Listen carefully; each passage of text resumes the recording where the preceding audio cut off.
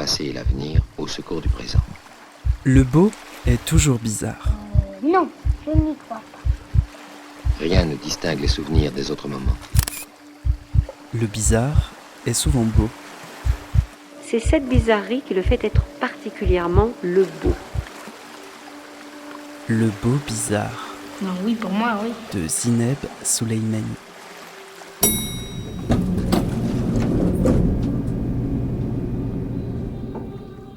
Bonjour à toutes, bonjour à tous. Bienvenue dans Le Beau Bizarre, un espace sonore libre et hybride. Un espace qui cherche à écouter les voix inaudibles. Il y en a marre des préfectures, il y en a marre et des préfets, il y en a marre des avocats, il y en a marre des rendez-vous, il y en a marre des rendez-vous, il y en a marre viennent demain, il y en a marre après-demain, il y en a marre après-demain, il y en a marre après y a rien, il y en a marre c'est pas la peine, il y en a marre ça pue la haine, il y en a marre c'est pas la peine, il y en a marre ça pue la haine, il y en a marre c'est du racisme, il y en a marre raciste d'État, il y en a marre les lois racistes, il y en a marre les lois fascistes, il y en a marre pouvoir raciste, il y en a marre pouvoir fasciste. Dans les temps que nous traversons, les artistes semblent devenir des vigies attentives aux soubresauts du monde. Être une vigie, c'est être témoin de son temps. C'est déployer la puissance de sa créativité pour explorer les réalités sociales et géopolitiques d'hier et d'aujourd'hui. La question de l'exil et des politiques migratoires est au cœur des préoccupations de beaucoup d'artistes. Comment le théâtre peut faire entendre alors les récits de celles et ceux qui sont concernés dans leur chair et dans leur vie par l'exil? Comment inventer un projet qui serait hospitalier de leur récit?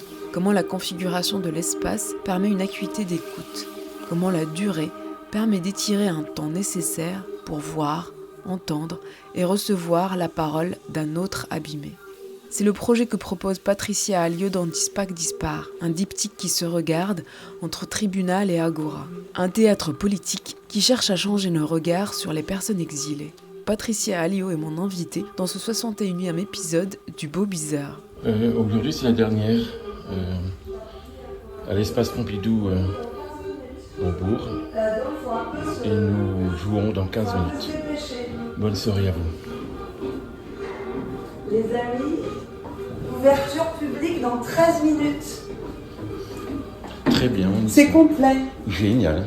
Patricia Alliot, bonjour. Merci d'avoir accepté mon invitation dans Le Beau Bizarre. Vous êtes autrice, metteuse en scène, performeuse et réalisatrice. Votre travail se situe justement à la croisée d'une écriture interdisciplinaire, en créant des espaces d'expression atypiques et engagés. Vous faites un travail artistique, social et politique porté par les réalités du monde et la valorisation de ses vulnérabilités. Dans votre théâtre, que l'on peut qualifier de documentaire, vous mettez la rencontre, la relation, au cœur du processus créatif. Cet été à Avignon, puis récemment au Centre Pompidou à Paris, vous avez présenté Dispac Dispar. Avant d'entrer un peu plus dans ce projet, on va écouter tout de suite un extrait qui revient sur la genèse, je crois. Ce qui se passe aujourd'hui, c'est une circulaire qui permet d'aller contrôler et peut-être de faire partir des gens qui sont dans des centres d'accueil pour personnes qui n'ont plus de quoi se loger. Aucun gouvernement depuis la Seconde Guerre mondiale n'avait osé aller jusque-là. Je ne peux pas donner des papiers à tous les gens qui n'en ont pas. Sinon, comment je fais après ? Oui, alors je m'appelle Philippe Texier. J'ai été auparavant magistrat en France et j'ai terminé à la Cour de cassation. Je vais présider cette session du tribunal permanent des peuples qui est international et qui se penche sur de grands et graves problèmes actuels, celui de l'immigration en étant considérable actuellement. Et alors qui est-ce qui est mis en procès aujourd'hui ? Ce sont les politiques européennes, les États européens, l'Union européenne vis-à-vis des migrants ? Si on veut, on est là dans un tribunal d'opinion, que je préférerais appeler d'ailleurs un tribunal de conscience. Un tribunal de conscience. Oui, qui est un tribunal donc qui n'a pas de force coercitive, qui est composé de juristes, mais pas seulement de juristes, des sociologues, des économistes ou autres, et d'autre part des témoins directs, des gens qui ont souffert des politiques actuelles, des familles ou des ONG qui ont essayé de faciliter le passage, par exemple, de la Libye à l'Italie, donc témoins directs ou indirects, et puis des juristes qui vont essayer d'analyser les violations possibles au droit national ou au droit international, avec une accusation faite par des avocats du GISTI et une défense qui sera assurée par des avocats désignés d'office qui ont eu le courage d'accepter cette défense. De défendre l'Union européenne donc, voilà, et ses politiques migratoires. Ce qui me paraît très bien qu'il y ait une défense. Les politiques ont été convoqués, aussi bien au niveau européen que français. On n'a eu jusqu'à maintenant aucune réponse, ni même écrite, un mot d'excuse si je peux dire. On verra ce que sera la loi qui se prépare sur la migration en France. Je ne suis là-dessus pas très optimiste. Une archive de France Inter datant de 2018 qui donne la parole donc au magistrat Philippe Texier et qui pose aussi quelques fondations à votre projet. Est-ce que vous pourriez revenir sur ce qui s'est passé pour vous en janvier 2018 et le lien avec cette archive ? J'adore écouter cette archive parce que je ne la connaissais pas. Et en même temps, moi maintenant, ça m'évoque plus d'ISPAC et le temps de la représentation parce qu'il y a la voix de Philippe Texier sur scène.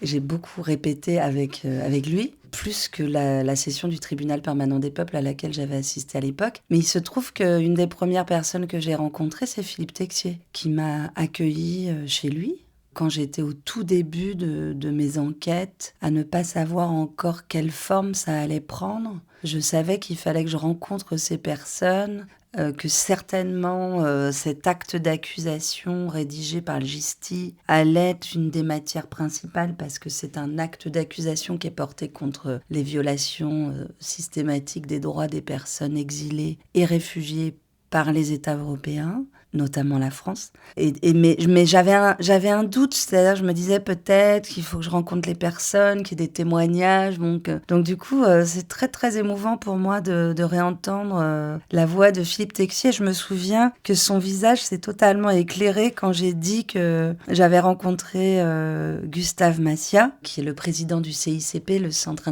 international des cultures populaires. Et puis il y a toute une plateforme d'échanges altermondialistes, de personnes très engagées depuis parfois 30 ans, 40 ans, 50 ans, des personnes qui sont aussi des colonnes vertébrales de nos associations et de nos mouvements de lutte aujourd'hui. Et Gustave Macia, c'est lui qui m'avait donné en vrai accès au contact de Philippe Texier, qui m'a donné accès aux archives sonores du tribunal permanent des peuples et qui est venu pour la première fois au Centre Pompidou. Et quand on s'est quitté, il m'a attendu après. Il m'a dit qu'il avait trouvé ça formidable et qu'il allait revenir au Montfort. Mais peut-être pour faire aussi un peu un pas de côté, pour faire un travail de pédagogique aussi, peut-être aux personnes qui nous écouteraient, qui ne seraient pas familières avec à la fois ce que c'est le CICP, même si vous l'avez un peu introduit, le tribunal permanent du peuple, le JTC. Enfin, c'est-à-dire comment déjà en janvier 2018, vous êtes arrivé à assister ou à être au courant de cette session de travail ? En fait, comme plein d'autres personnes, j'allais aux manifestations pour la défense des droits des personnes exilées et réfugiées, pour la régularisation de tous les sans-papiers, notamment avec le BAM, le Bureau d'accueil et d'accompagnement des personnes migrantes et réfugiées. Donc j'allais régulièrement, j'étais proche de la Chapelle en lutte, la Chapelle debout. Voilà, j'habite dans le 18e arrondissement. Enfin, je ne veux pas dire qu'il n'y a que le 18e arrondissement qui est concerné par ces questions, mais il faut imaginer qu'il y a moins de 10 ans, la visibilité des exilés, des demandeuses et demandeurs d'asile était beaucoup plus grande qu'elle ne l'est maintenant, puisque les camps et les campements, ils étaient à Stalingrad, à Jaurès, à la Chapelle. Notre vie quotidienne était toujours liée à ces campements qui ont été littéralement éradiqués de l'espace public pour qu'on ne les voit plus, en fait. Ils ont été invisibilisés. C'est-à-dire ce que dit Gaël Manzi, le cofondateur d'Utopia 56, qui fait partie des témoins de DISPAC Dispar, au sujet de Nathalie Bouchard, la maire de Calais, qui invente toutes sortes de stratagèmes dissuasifs pour que les personnes exilées ne puissent pas rester sur les bancs, ne puissent pas séjourner dans l'espace public, même de façon éphémère. Quand on ne peut pas s'asseoir, on reste pas là plus d'une heure dans un endroit. Et même une heure, c'est beaucoup en vrai. Donc ces stratégies dans l'espace public pour évincer la visibilité et la présence même des personnes sans papier qui demandent souvent attention et protection et premiers soins et qui sont littéralement criminalisés. Donc en résumé, comme beaucoup d'entre nous, j'étais indignée et puis proche de pas mal de luttes et je me rendais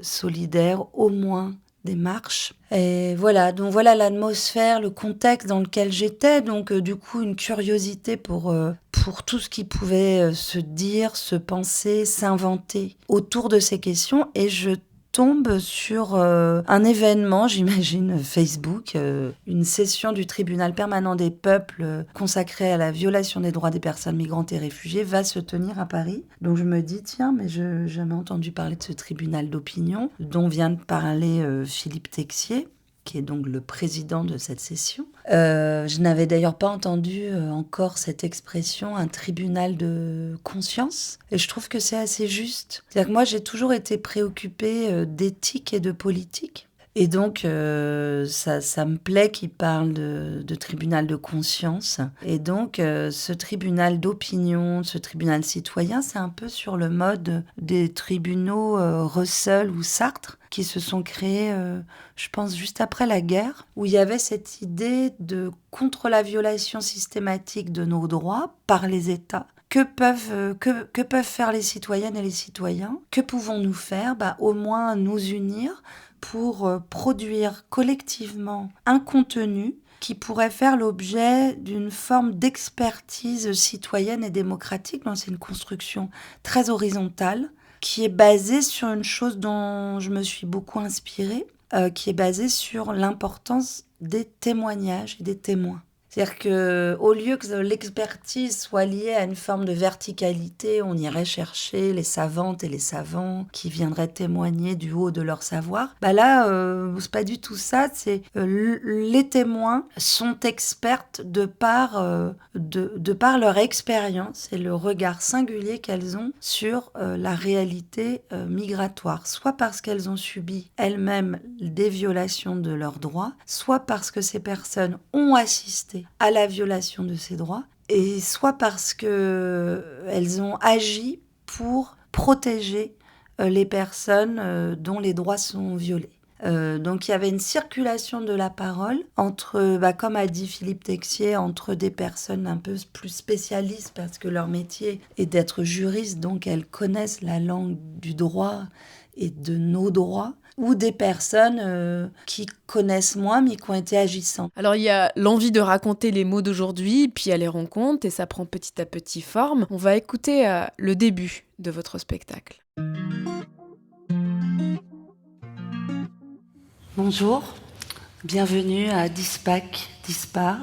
Dispac en breton, ça veut dire ouvert, défait, désordonné.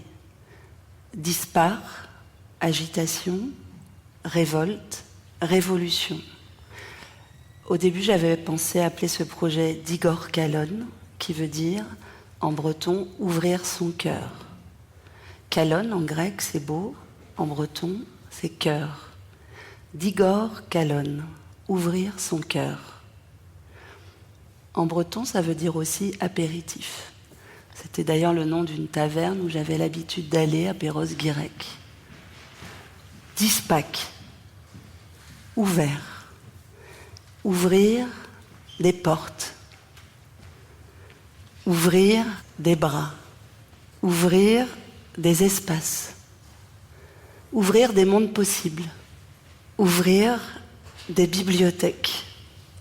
C'est en effet à la bibliothèque de la Goutte d'Or qu'entre novembre 2017 et février 2018, je rencontre Anour Mohamed.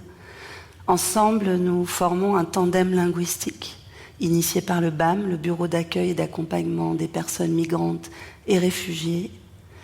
Il est déconseillé de se retrouver chez soi, parce que c'est trop intime. Il est déconseillé de se retrouver dans un bar, parce que c'est trop coûteux. Difficile hospitalité. D'emblée, l'inégalité est au cœur de notre relation. Inégalité des droits inégalité économique, inégalité de liberté de circulation. Alors, heureusement qu'il y a les bibliothèques refuges, à Stalingrad, à Max Dormois, à Jaurès, à Beaubourg, ou avoir chaud, ou se sentir à l'abri, ou ne pas se sentir menacé. Alors c'est le début de votre spectacle qui annonce à la fois le titre et un peu donc la genèse du projet. Un titre en breton donc. Est-ce que vous pourriez revenir sur ce titre et comment vous l'avez trouvé et qu'est-ce que ça dit finalement de vous et du projet aussi, le fait de le dire en breton? Je l'ai trouvé, je pense, au printemps 2021 et c'est marrant, je l'ai trouvé dans le 18e arrondissement où j'habite depuis très longtemps. C'est-à-dire que je partage ma vie entre la Bretagne où il y a ma famille et puis pas mal d'amis et j'ai aussi une autre partie de ma vie que dans le 18e arrondissement. C'est à Saint-Jean-du-Doigt, dans le Finistère, où j'ai créé les rencontres pluridisciplinaires de ICE. Donc j'ai toute une partie de ma vie affective et professionnelle liée au Finistère et puis à plein d'endroits en Bretagne. Donc l'origine, c'est effectivement le fait que ce spectacle se soit inventé, écrit en Bretagne, à Lorient d'abord, avec Gaël Manzi, à Rennes, au Théâtre National de Bretagne où je suis artiste associée, dans le Finistère, à Brest, où j'ai été très liée au Quartz, qui a beaucoup soutenu cette aventure. Donc c'est la genèse de ce projet est très, très bretonne. Et évidemment, il y a plein de temporalité quand on parle d'une genèse, puisque dans une création, il y a une dimension spatio-temporelle, immédiate, consciente. Et puis, il y a des strates bien plus lointaines. Donc, qu'est-ce qui fait que d'un coup, on veut absolument travailler sur quelque chose? Qu'est-ce qui fait qu'à un moment, on invente un titre? Ça nous échappe en grande partie. Mais je sais que le jour où j'ai trouvé ce titre, j'étais dans le 18e arrondissement. Je cherchais quelque chose qui serait à la fois une formule performative, parce que moi j'insiste beaucoup sur la performativité de la parole. Comment un mot, une phrase ouvre. J'aime aussi qu'il y ait une fonction agissante sur le réel, qu'il y ait une oralité, que ça soit pas juste un beau titre. Donc j'aime bien que ça soit à la fois cryptique, poétique, mais aussi presque rythmique. Et déjà, je voulais pas reprendre des termes existants, puis j'avais pas envie que ça soit en anglais. Parce que même si c'est la langue qui nous réunit tous, justement, à l'endroit de l'exil, c'est hyper intéressant comment parfois on peut parler avec plein de personnes du monde entier grâce à l'anglais. Et en même temps, c'est la langue de l'impérialisme. Et d'un coup, j'avais pas envie non plus. Et je me suis dit, je sortais de... j'en sors toujours pas parce que je continue à la jouer, cette pièce Autoportrait à ma grand-mère, où je mets en jeu cette identité bretonne, et notamment à travers un chapitre qui s'appelle « Les colonisés de l'intérieur », où je parle d'un aspect qu'on connaît moins en France parce qu'on est très lié à une forme de républicanisme universaliste. Et quand on vient d'une région, et notamment de la Bretagne, où il y a une identité très forte, à plein de niveaux et de manière complexe et compliquée d'ailleurs, mais en tout cas il y a une langue qui a été réprimée, il y a des questions décoloniales et postcoloniales qui se passent et qui se posent, et donc je pense que tout ça a ressurgi. Et d'un coup je me suis dit, mais comment on pourrait dire sans frontières, ouvert, comment on pourrait agiter ces questions de révolte, d'ouverture, de déplacement. Donc j'ai commencé à faire des recherches, puis moi j'ai toujours été liée à des recherches étymologiques. Ça m'a toujours plu. Là je suis en train de répéter à Habiter au Montfort, que je vais jouer en première partie de Dispac Dispar. Et c'est vraiment un travail sur des jeux de langage où dans nomade, il y a monade, et où il y a la formule du nomadisme. Et donc là, je pense c'est un peu pareil, je cherchais presque une sorte de formule magique. Et donc dans Dispac, alors c'est assez extraordinaire parce que l'extrait que vous avez diffusé, je me trompe. C'est-à-dire que depuis quelque temps, je ne sais pas pourquoi, au lieu de dire Dispac, ça veut dire ouvert, défait, déplié.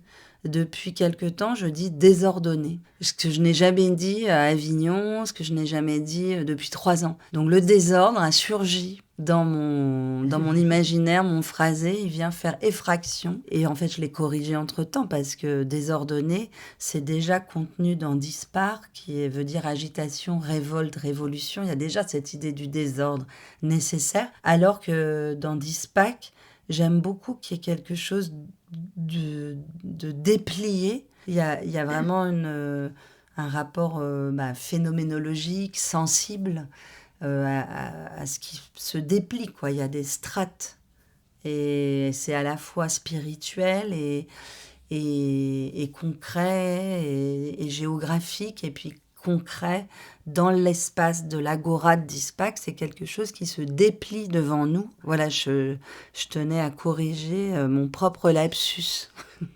Et bien justement, excellente transition. On peut continuer en évoquant le dispositif avant de dire ce qui s'y passe. Vous avez imaginé l'écrin le plus approprié pour vous au contenu et c'est un quadrifrontal qui casse immédiatement le 4e mur et dans une proximité inclut le public, dans cette agora scénique dont vous parliez à l'instant. Comment vous êtes arrivé à ce dispositif et comment il vient servir vos intentions dramaturgiques ? Ce dispositif est très originaire et premier.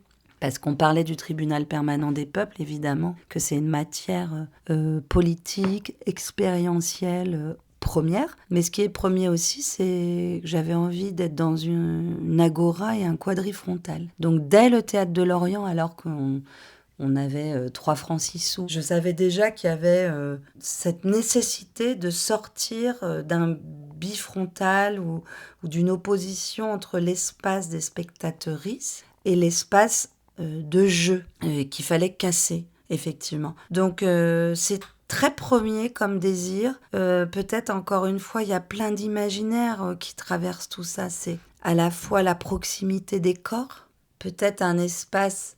Alors, sacré, c'est exagéré, mais sacré, pas au sens transcendant du terme, mais dans beaucoup de circonstances, que ça soit à la maison, dans un espace intime ou dans des espaces de culte ou de prière ou dans pas mal d'endroits, on se déchausse. Donc cet imaginaire d'un endroit comme ça qui serait à la fois collectif et où on se retrouverait quand même assis côte à côte, très proches, pieds nus, enfin, ou en chaussettes. C'était un petit peu un rêve qu'on a mis en place très vite, c'est-à-dire qu'on a mis 4 praticables sur la scène du Théâtre de Lorient.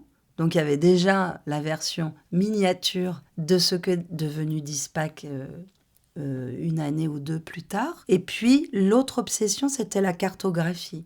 Et j'avais envie pour ce projet que nous ayons toutes et tous les 2 pieds entre guillemets, dans une même réalité.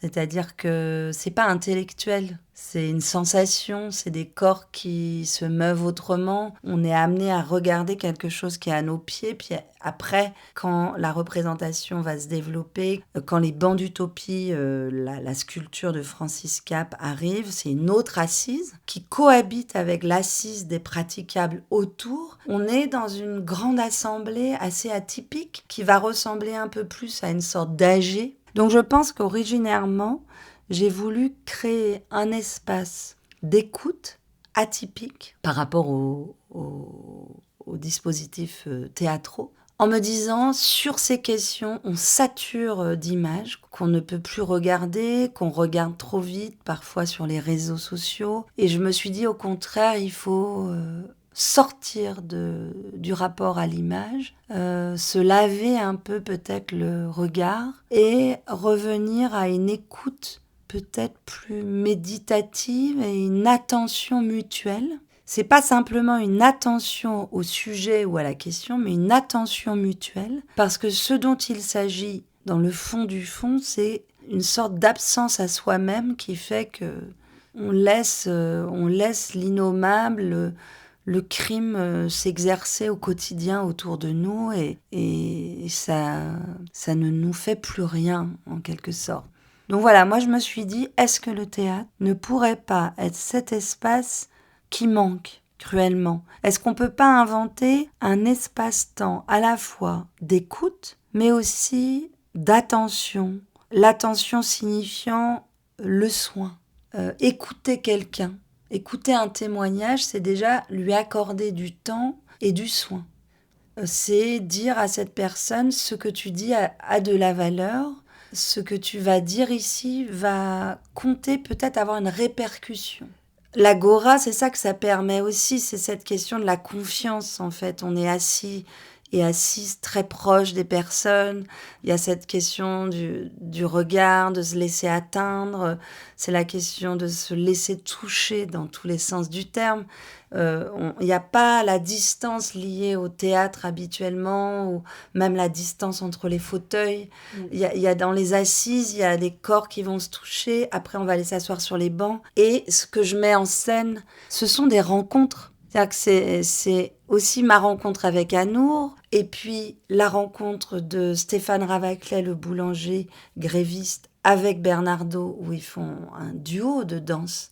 C'est vraiment la rencontre, qui n'est pas que dans la douceur d'ailleurs. C'est la traversée de l'altérité, qui peut aussi prendre la forme d'une traversée de la violence, qui ouvre à la possibilité d'un abandon mutuel, d'une confiance. Et sans cesse, je pense que je questionne cette possibilité d'une traversée de la violence et d'une texture de corps, de rencontre, de toucher, de sensibilité, qui ouvre en tout cas à une écoute mutuelle, à une humanité. Et je pense que c'est fondamentalement un espace qui questionne la possibilité de la réparation, du soin.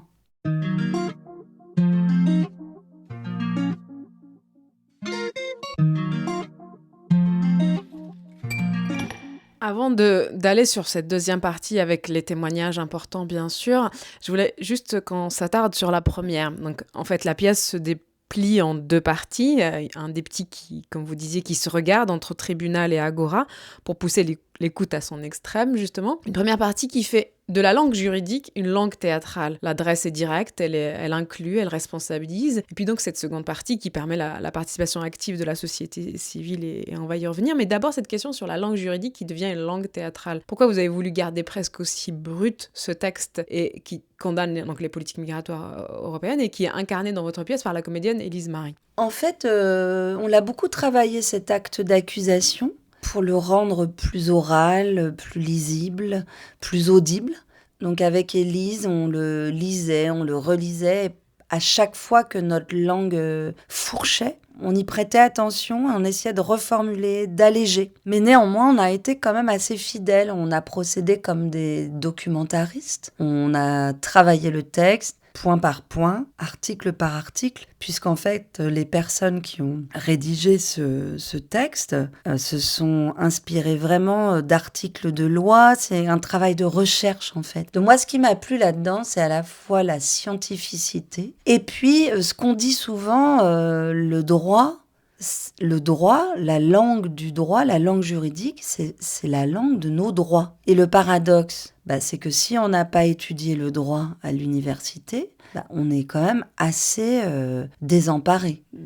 Et moi, la première, je n'ai pas étudié le droit à l'université. Je ne suis pas une familière de la langue juridique et c'est très difficile. C'est le paradoxe infernal que les humaines aient inventé une langue si difficile d'accès pour se défendre. Donc là encore, je me suis dit, est-ce que c'est pas le théâtre qui pourrait donner accès pour la première fois à un texte que tout le monde devrait connaître? Et en fait, je me suis dit, mais c'est un texte qui serait comme une forme d'émancipation juridique, politique, de justice sociale et politique, comme un texte d'intérêt public. Et en fait, on est parti de cette hypothèse avec la plasticienne graphiste aussi Alix Sagnas. Lors de la première étape de DISPAC, on s'est dit, il faut à tout prix qu'il y ait une trace écrite. Et donc ça, c'était mon rêve, parce que moi, j'adore l'art relationnel et social, et que quelque chose circule en dehors de l'œuvre, du moment, et qu'il y ait une partie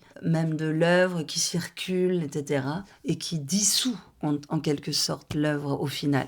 Il n'y a plus d'œuvre, en fait. Il y a un geste et il y a des relations. Et donc, je me disais, mais en fait, ce texte, il faut que tout le monde l'ait. Et donc, on avait financé, grâce au Théâtre National de Bretagne, des exemplaires en bilingue, en français et en anglais, et tout le monde partait avec l'acte d'accusation. Et je me suis dit, c'est magnifique, alors qu'en fait, c'est une langue qui est austère, qui est âpre, il faut s'accrocher pour la suivre. Et en fait, mon intuition originaire aussi, c'était que quand moi j'ai entendu cet acte d'accusation contre les politiques migratoires, et je me suis dit, mais ce texte, il a effectivement une netteté, une clarté. Sauf que quand on lit la première fois, c'est un espèce de brouillard qu'il y a dans l'esprit. Et je me suis dit, mais peut-être que grâce à l'incorporation, à l'actorialité, au travail d'incorporation par une actrice, en l'occurrence Élise Marie, avec laquelle on a beaucoup travaillé ligne par ligne pour qu'il soit plus fluide. Et je me suis dit, si Élise Marie la prend par cœur, que ça devient son texte, même si on sait bien que c'est un texte écrit, qu'on le cache pas, mais en tous les cas, ça, peut-être on arrivera à l'écouter, alors qu'autrement, les bras nous en tombent, on va lire un article et puis... sauf si on est juriste, autrement on n'arrive pas à s'accrocher. Donc je me suis dit que peut-être le théâtre était le mode de traduction, d'expression, d'incarnation qui permettrait d'enfin entendre une langue juridique et sinon tellement âpre et difficile qu'on n'y arrive pas.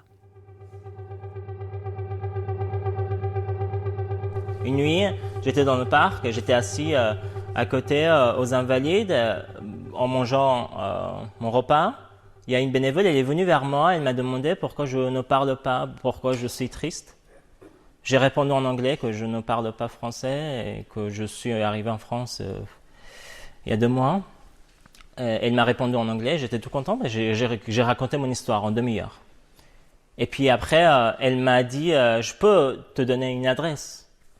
Une adresse, elle m'a écrit, c'était le centre Pompidou à la bibliothèque Faubourg, où je pouvais utiliser un ordinateur, chercher sur Internet l'information. Je suis allé là-bas, j'ai trouvé l'adresse du Haut-Commissariat des Nations Unies pour les réfugiés. Et puis après, j'ai rencontré quelqu'un là-bas et elle m'a présenté à la Maison des journalistes. C'est une association qui accueille les journalistes exilés politiques en France depuis 2001. Je suis allé là-bas, j'ai montré ma carte presse, j'ai raconté mon histoire. Et puis ils m'ont donné un toit, une chambre de 8 mètres carrés. Ce soir-là, j'ai dormi sur un vrai lit. J'étais très fatigué, même sans douche. Cette nuit est passée, je me suis réveillé à 10h, 11h le lendemain. Je suis allé voir l'assistant social. J'ai demandé beaucoup de choses en anglais. Puis après, il m'a répondu. Il m'a dit, il vous faut un rendez-vous à la préfecture en français. Puis ce sont mes premiers mots en français que j'ai appris en fait.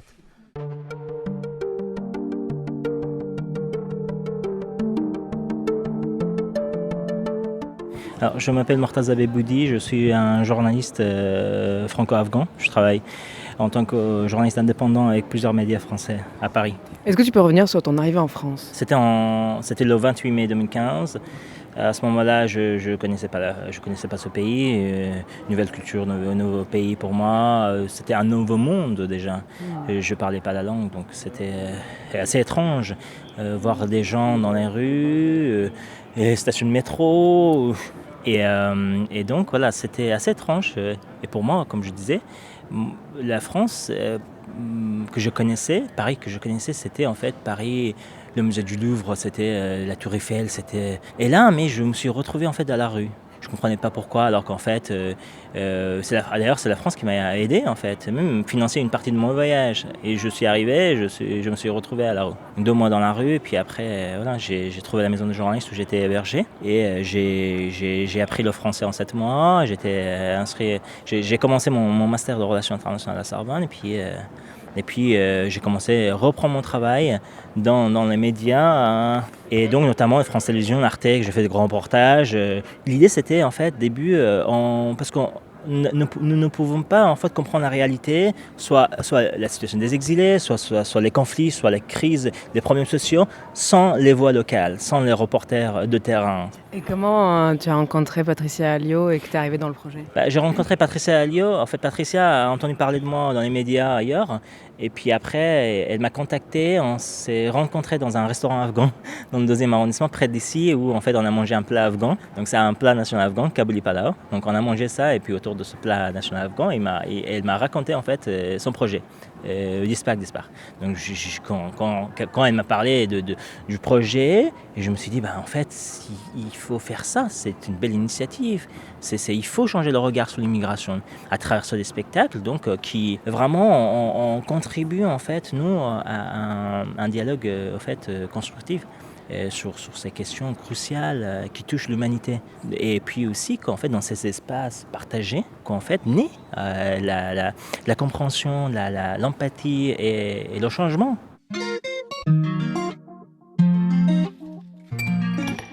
Pour entrer donc dans cette deuxième partie de Dispak Dispa, ici un montage avec un extrait du spectacle suivi de ma trop brève rencontre avec le journaliste afghan Mortaza à l'issue de la représentation au Centre Pompidou. Vous avez voulu réunir autour de vous des récits, des personnes qui ont d'une manière ou d'une autre une expérience forte avec la question de l'exil, mais peut-être souligner d'abord l'émotion avec laquelle vous avez donné les représentations au Centre Pompidou grâce notamment à la présence de Mortaza qui n'a pas pu être avec vous cet été à Avignon. Oui, c'était une émotion très forte, très intense, parce qu'à Avignon, on faisait écouter la voix de Mortaza, tout en disant, je disais chaque soir que Mortaza était emprisonné, et puis on appelait à sa libération, à signer la pétition pour la libération, sans avoir trop de nouvelles de lui, puisqu'il a passé 7 mois sans voir le jour. Donc ces conditions de détention ont été terribles et ce n'est qu'après 7 mois qu'on a eu des nouvelles. Donc quand je faisais écouter la voix de Mortaza au mois de juillet, nous n'avions pas de nouvelles. Nous ne savions pas du tout s'il allait sortir un jour. Et on s'activait avec le réseau Reporters sans frontières et on suivait les consignes. Moi, je suivais toutes les consignes. On me disait tweet. Moi, je suis à peine sur Twitter. J'ai 200 abonnés. Mais je faisais des tweets parce qu'on m'avait dit les talibans regardent les tweets. Il y a quelqu'un qui s'occupe de la culture chez les talibans. Bon, ça paraît étrange comme ça, mais il paraît que si, que tout ce qu'on a fait a joué. En fait, à un bout d'un moment, il est sorti de cette prison pour aller dans une autre prison d'État où enfin il a pu parler à Alexandra, sa femme, qui était mobilisée au quotidien pour la libération de Mortaza. Il faut savoir que sa libération n'est pas une libération d'État. C'est la libération liée au comité de soutien de Reporters sans frontières. Donc tout ce qu'on a fait était utile, modestement, mais c'était ce petit battage médiatique. Tout ça pour dire que c'était très mélancolique. On faisait entendre la voix de Mortaza. On avait l'angoisse de ne pas avoir de nouvelles de lui, de se demander mais dans quel état il était. Est-ce que...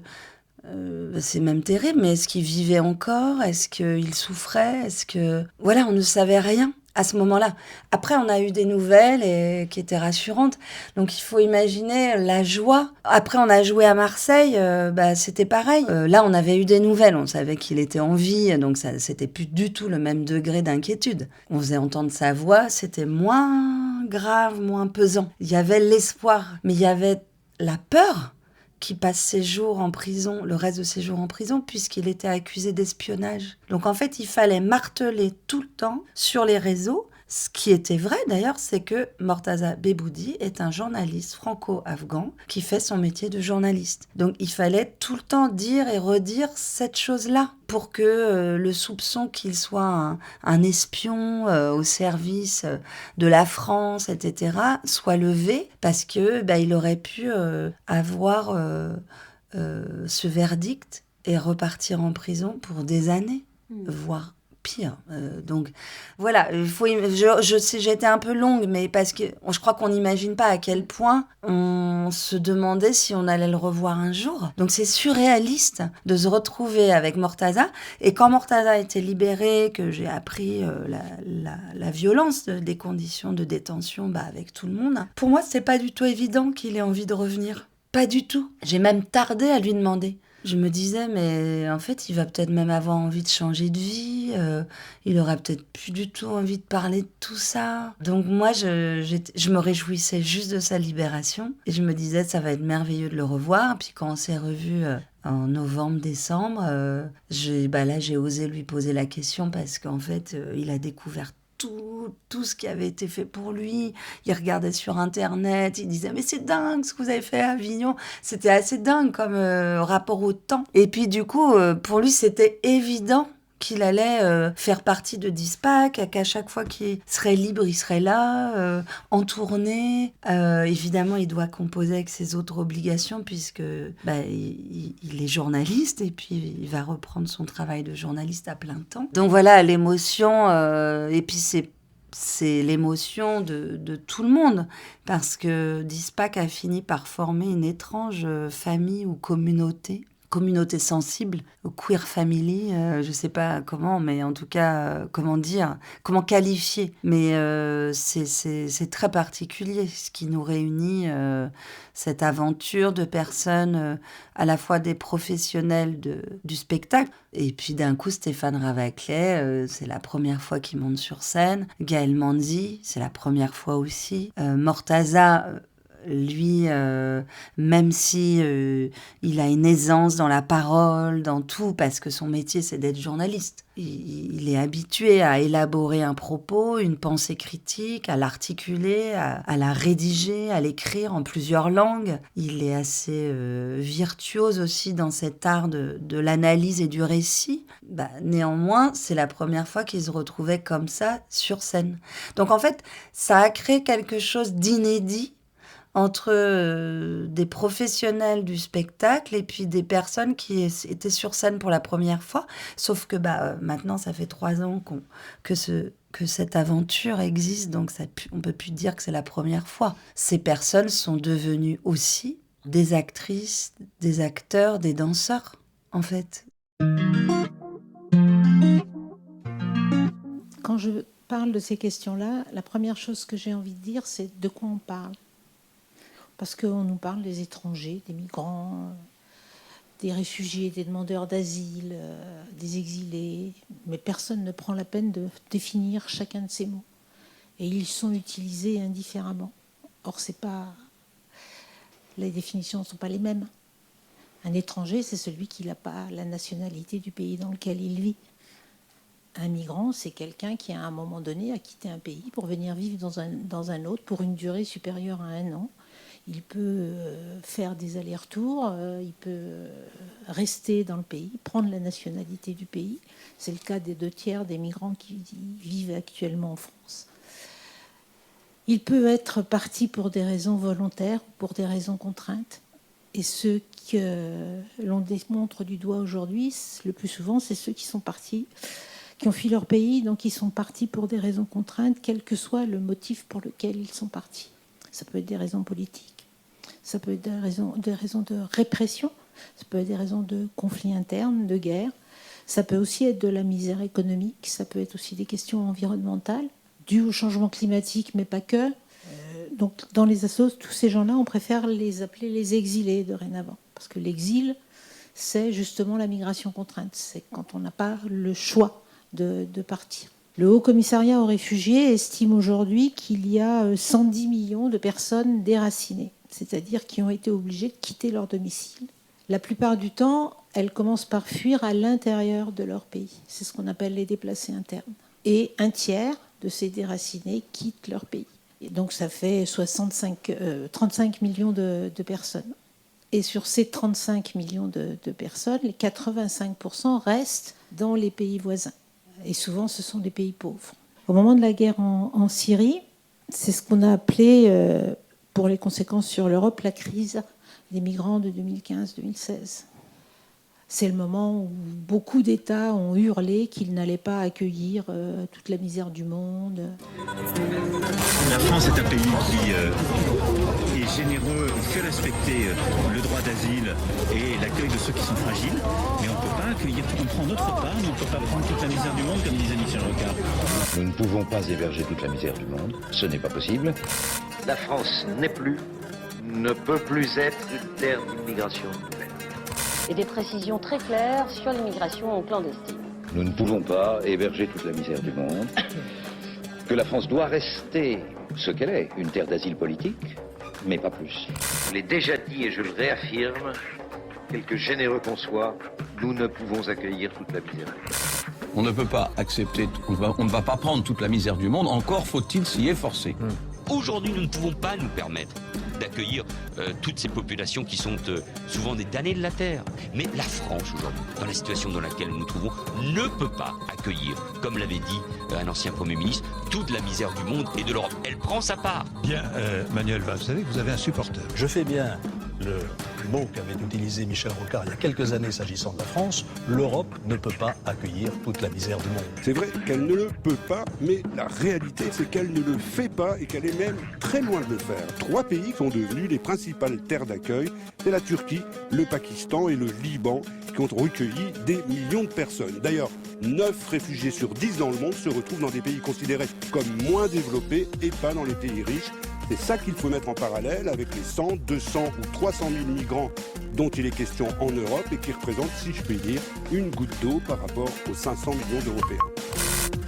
Un montage avec un autre extrait de témoignage issu de votre spectacle, suivi d'une compilation de paroles de politiciens qui se succèdent et répètent comme des perroquets cette expression tronquée de Michel Rocard: la France ne peut pas accueillir toute la misère du monde. Une expression basée de plus en plus sur cette fausse croyance, puisque la plupart des personnes exilées se retrouvent bloquées dans des pays voisins, pauvres ou misérables pour la plupart, qui acceptent des deals avec l'Europe pour bloquer justement les migrants à leurs frontières, les parquant dans des comptes fortunes en les maltraitant. Cette rhétorique qui est devenue la petite musique du discours politique populiste est donc fausse.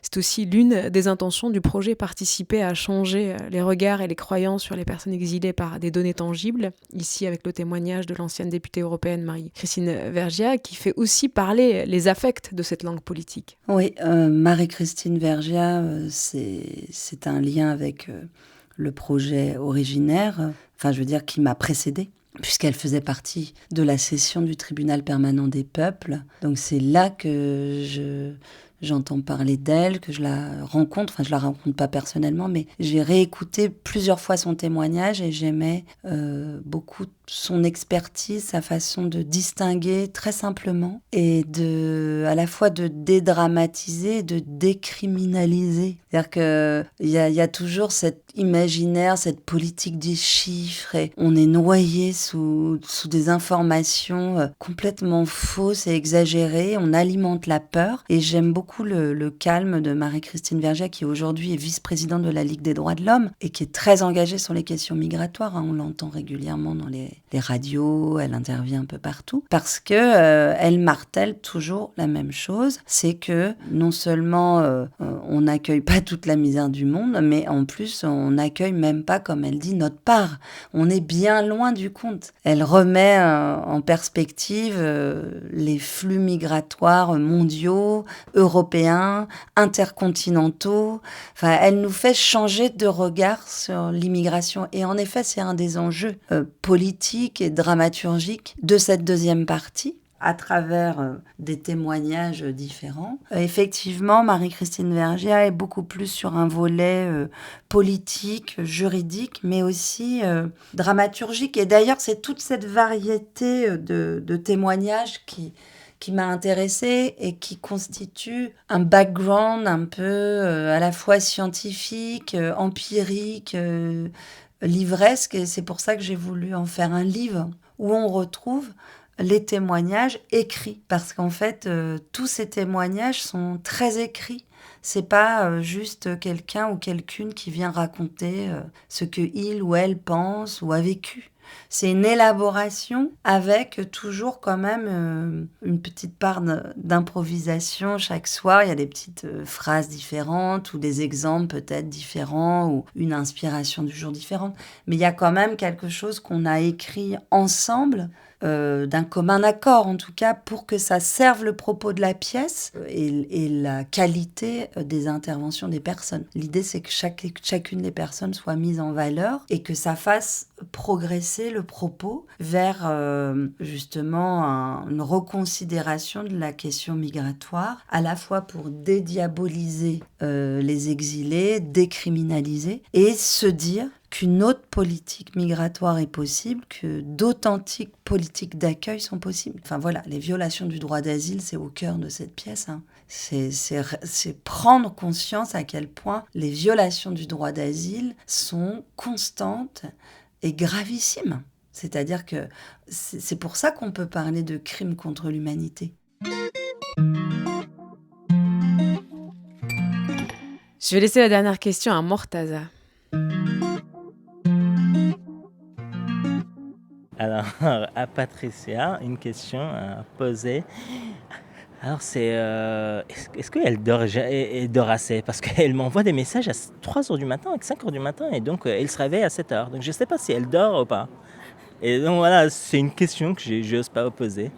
Parce qu'elle bosse comme une robot, en fait. Et je ne comprends pas, alors que moi, je me dis que je suis un journaliste, je travaille 24 heures sur 24, j'ai 4 heures de sommeil.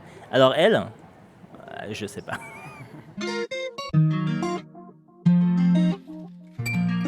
Voilà, est-ce que vous dormez, Patricia Alliot? C'est vrai que je suis une grande insomniaque. Et ça fait rire pas mal de gens parce que je n'ai pas la précaution j'ai pas appris à le faire. Il y a beaucoup de gens qui changent l'horaire des messages qu'on envoie. Apparemment, on peut régler l'heure. Et moi, ça m'arrive... en fait, je dors pas des fois. Et au lieu de me dire que je suis insomniaque, je me dis juste que je suis vivante et qu'il faut en profiter. Donc, je lis, j'écris. Et puis, des fois, je règle des choses de la vie. Donc, je me mets à envoyer des mails de travail. Pas du tout pour harceler les personnes, mais parce que je sais que le matin, j'aurais pas envie de faire ça, parce que je serais beaucoup moins réveillée qu'à 4h du matin, par exemple. Et puis, parce que quand même, il exagère, je dors quand même plus que 4 heures. Donc du coup, je suis moins active à 7h du matin que des fois à 4 heures ou à 5 heures ou quand je suis encore réveillée. Et non, mais c'est drôle qu'il pose cette question, parce qu'effectivement, je vis beaucoup la nuit. Je suis assez noctambule.